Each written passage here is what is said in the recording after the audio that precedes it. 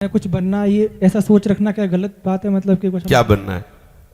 जैसे जीवन में अब नॉर्मल जैसे घर गृहस्थी के हिसाब कुछ क्यों बनना चाहो? सब कुछ क्यों नहीं बनो? कुछ ही क्यों बनो? छोटी कामना क्यों करो? अरे जब मांगना ही तो ऐसी चेक रखो जिसमें दोबारा चेक न रखनी पड़े, दोबारा मांगनी न पड़े। तो इसके लिए यह है कि प्रभु आपको जैसा मन हो ऐसा इधर चलाना, लेकिन मेरी मांग है कि आपका मैं हो जाऊं, आपके सिवा मेरा कोई नहीं, आप मेरे प्रिय बने, आप मेरे प्राण प्यारे बने, ये बात है। और यहां जैसा करवाना है तैसा आप करते रहना, पद देना, प्रतिष्ठा देना, जो करना हो, इस पर कोई महत्व नहीं है। इसके लिए हम पूरा प्रयत्न ना करें, समझ रहे ना? प्रयत्न है प्रभु की तरफ और वो हमको पहुंचा देंगे जहां जो करना है। निश्चित समझो, निश्चित समझो। अगर आपको प्रभु को कोई पद देना है ना, तो वही दिमाग चलने लगेगा, वैसे ही सब विवेक आने लगेगा, वैसे ही सामर्थ्य देने लगेंगे। पर आपका लक्ष्य है ना कि प्रभु आप मेरी विश्राम स्थली, आप मेरे प्राण प्यारे हैं। अब आप संसार में जो रोल चाहे, जैसा चाहे, तो चक्रवर्ती सम्राट है अम्बरीश जी, सम्राट बहुत से राजाओं के ऊपर होता है, लेकिन ऐसे महाभक्त हैं कि दुर्वासा जैसा फकीर भी उनके सामने लघु हो गए, झुकना पड़ा उसको। बात खास यहां है, यदि आप प्रभु को अपना मानोगे, अपना लक्ष्य प्रभु को रखो। हरिदास से बढ़कर कोई पद है? आप बताओ। ब्रह्मा का भी पद बहुत बुरा लगने लगता है उसको जिसको हरिदास पद का परिचय प्राप्त हो जाता है। आप शास्त्रों में पढ़ के देखो, भगवान का अनुरागी भक्त ना तो ब्रह्मा के पद की आकांक्षा करता है, ना देवराज के इंद्र पद की, ना रसातल के पद की, ना भूतल के पद की, ना सिद्धियों की, ना मोक्ष की। वो प्रभु के चरणों के दासत्व भाव से युक्त हो गया। ये सबसे बड़ा पद है। अंदर से प्रभु के चरणों का संबंध रखो, बाहर से जो भी वो प्रभु की सेवा मानकर करो। कोई वो अभी आपको बहुत बड़ा पदाधिकारी बना दिया है तो आपको कोई गर्व नहीं होगा, और सब छीन लिया जाए तो आपको कोई शोक नहीं होगा, क्योंकि आपका प्रधान लक्ष्य आपके साथ है। तो ये छोटी मोटी बातें बदलती रहती, क्योंकि परिवर्तनशील संसार है। आज आप राजा बनोगे तो कल भिखारी बन जाओगे, तो परसों फिर राजा बन जाओगे। आज अभी दिन है तो अभी रात आने वाली, रात है तो धैर्य रखो, सुबह होने वाला है। ये एक परिवर्तन, इसको अपना लक्ष्य मत बनाओ। अगर इसको लक्ष्य बनाओगे तो हर्ष शोक दुख सुख लाभ हानि, जय पराजय, उन्नति अवनति, ये आपको भोगना पड़ेगा। और जो इन द्वंद्वों में फंस जाता है उसको क्या सुख होता है आप देख लीजिए। सब अशांत है। वो थोड़ी देर के लिए भले दिखाई दे कि बाबूजी कार से उतरे, लेकिन अपने लोग सबसे मिलते हैं।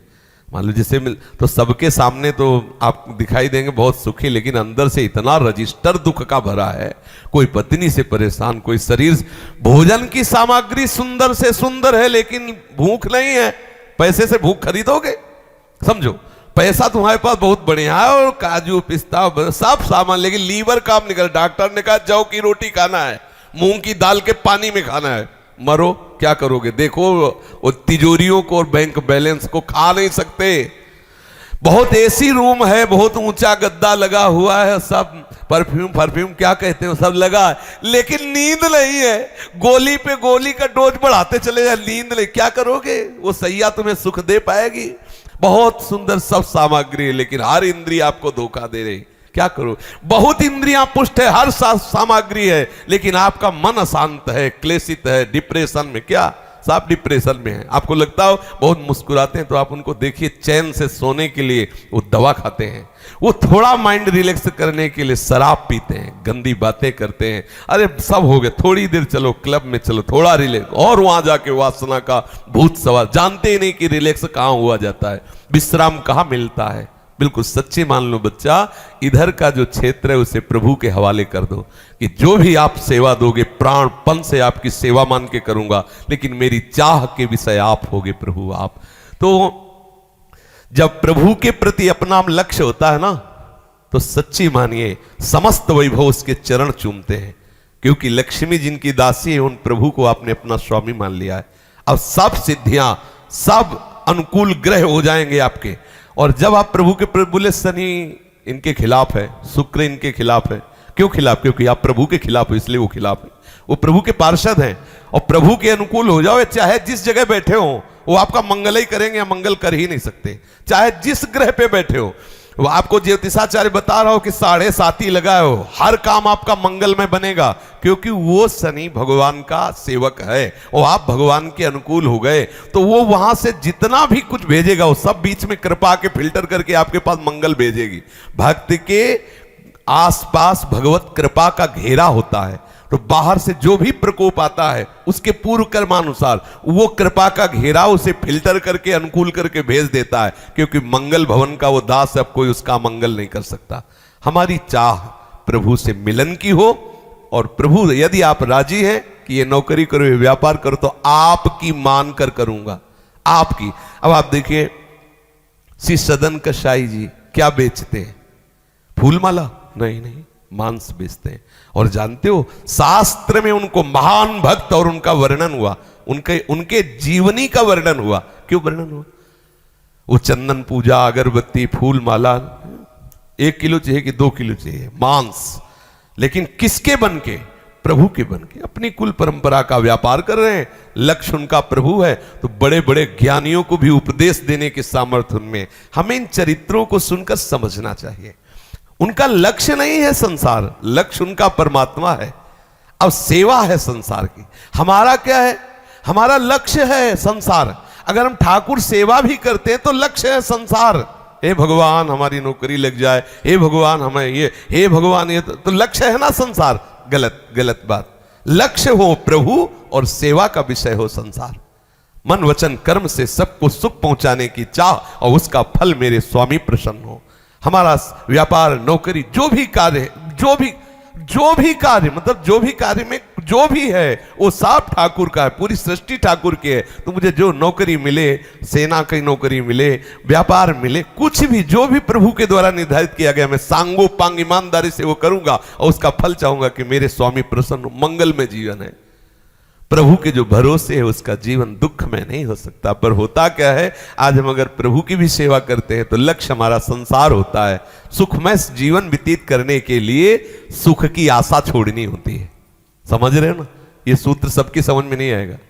सुखमय जीवन व्यतीत करने के लिए सुख की आशा छोड़नी होती है, और आशा प्रभु की करनी होती है। हो गया सुखमय जीवन। यहां सुखमय जीवन व्यतीत करने के लिए सुख की आशा से विषय लक्ष्य हो गया, तो आशा ही परमम दुखम। अल्यो खत्म। सुख के कहीं किंचन मात्र खोजने पर भी नहीं मिल रहा, दुख ही दुख, दुख ही दुख। कहां देखो कितना दुख है। जब आप थोड़ी बुद्धि पवित्र होगी तब आप देखोगे कितना दुख है। कितने कितने घृणित वस्तुओं में लोग आनंद मना रहे हैं, कितनी घृणित वस्तुओं में। अब वो कहते हैं कि तुम क्या जानो, बंदर ने अदरक का स्वाद नहीं चखा। जब बंदर ने अमृत का स्वाद चख लिया तब वो कह रहा है कि कैसी तुम्हारी मति है जो तुम इस अमृत को छोड़कर वहां फंसे हुए हो। वो समझते हैं हमें पागल, हम समझते हैं उन्हें पागल। तो अवास्तविक पागल कौन है, ये फिर अब तीसरा निर्णय करेगा। तीसरा है शास्त्र। शास्त्र जिसकी बुद्धि को प्रमाणित कर दे, जिस तत्व को प्रमाणित कर दे, वही सत्य है। बकाया हम सब झूठे हैं। ये शास्त्र, भाई हम गलत हैं या सही, सिद्धांत ही तो बताएगा, कानून ही तो बताएगा। वहां सिद्धांत बताएगा कि तुम गलत हो कि सही। ऐसे ये शास्त्र जो है, ये सिद्धांत है, कानून है। हम कहां लगे ये हमें देखना होगा। अगर बच्चा ये लक्ष्य रखोगे कि संसार का जीवन सुख में व्यतीत हो, सम्मान में व्यतीत हो, कभी नहीं हो सकता। अगर तुम ये निश्चय रखोगे कि कुछ भी हो मुझे प्रभु चाहिए, तो लिखित है तुम्हारा जीवन सुख में व्यतीत होगा, शांति में व्यतीत होगा, आनंद में व्यतीत होगा। परिस्थिति कुछ भी हो, आनंद की कमी नहीं होगी। और अगर प्रभु से विमुख हो तो परिस्थिति कुछ भी हो, दुख की कमी नहीं रहेगी, अशांति की कमी नहीं रहेगी। स्वप्न में भी तेरे को विश्राम नहीं मिल सकता। गोस्वामी जी कह रहे हैं, तब लग कुशल न जीव कहूं, सपने हो मन विश्राम, जब लग भजत न राम को सुख धाम। बिल्कुल सच्ची बात मान लेना। चाहे जितनी परिस्थिति बिगड़ी हो शरीर की, व्यवहार की, लोक की, लेकिन जब सामने मंद मंद मुस्कुराते हुए ठाकुर के चरणों का आश्रय, प्रियाजू के चरणों का आश्रय, तो हृदय में वो उत्साह, वो आनंद होता है। फिर एक मस्ती आती है, प्यार में एक अलबेली मस्ती होती है। उसमें फिर ये शिकवा शिकायत सब बह जाते हैं। हर समय वो आनंद मगन रहता है। समझ पाओ बच्चा तो समझ लो, है जी।